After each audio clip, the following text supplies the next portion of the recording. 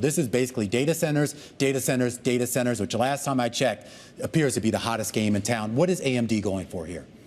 Yeah, you bet. So this is actually, the structure is a little different than, it's actually almost like an acqui-hire.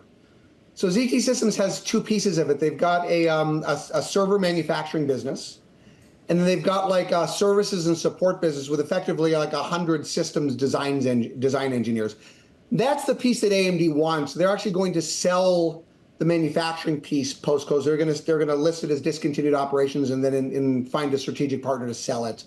So the $4.9 billion value of this, it'll be like less than that, or less whatever they can get for that business. But they don't want that piece. It's low margin and it puts them in direct competition with their customers.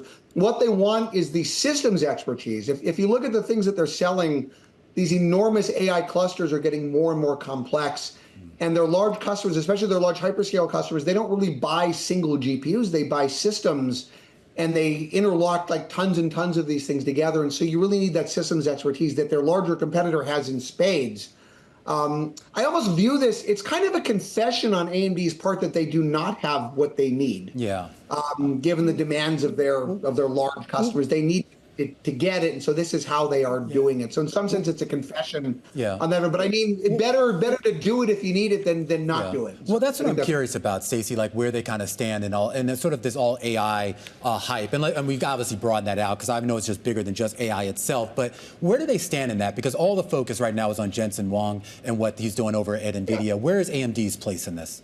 Yeah, so I mean, they're a second source, but they're small. And again, I don't want to knock AMD too hard. So they said that they would do $4.5 billion of AI sales this year. And for some comparison, I mean, their larger competitor probably do $100 billion worth this year. So they'll do 4.5, 5, whatever. And it was zero a year ago. So even ramping up, objectively, that's a very good performance. I mean, relative to what's going on in the market, it's very, very small. But I mean, objectively, it was zero. It's good. However, it's not enough to just have a good chip. And I think they've got a decent chip. I don't know that it's as good as the other, but they've got a decent chip. And it's the chip, and it's the software ecosystem and the networking and the hardware and the systems and everything. So they've been assembling all of those, trying to assemble all those pieces. They have the chip internally.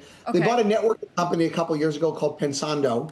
They've been doing a lot of work on the software side. They bought some AI software companies recently, and now they've got this to try to get the systems expertise that they need. So they're trying to assemble the building blocks to be able to offer the whole ecosystem that their competitor has delivered already in large amounts.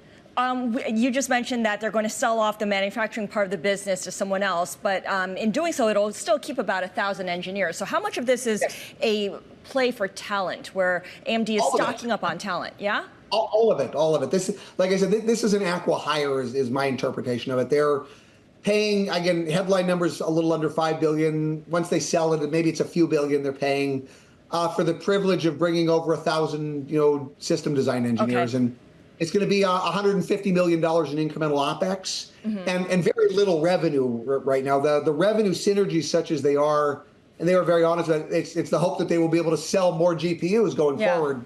They have this expertise in-house. Does this put any pressure on Nvidia to make any kind of acquisition to keep its lead, maintain its lead? I don't think so, no. I mean, look, NVIDIA's already got everything they need on these, and they developed it in-house over many, many years. So no, I think this is others trying to close the gaps and fill the expertise holes and the functional holes that they didn't have. That's they're trying to do. But even there, NVIDIA's fully integrated, and like I said, they developed this. It's like a well-oiled machine. At least it looks like that from the side. AMD's going to have to assemble this together from the various parts that they've been acquiring.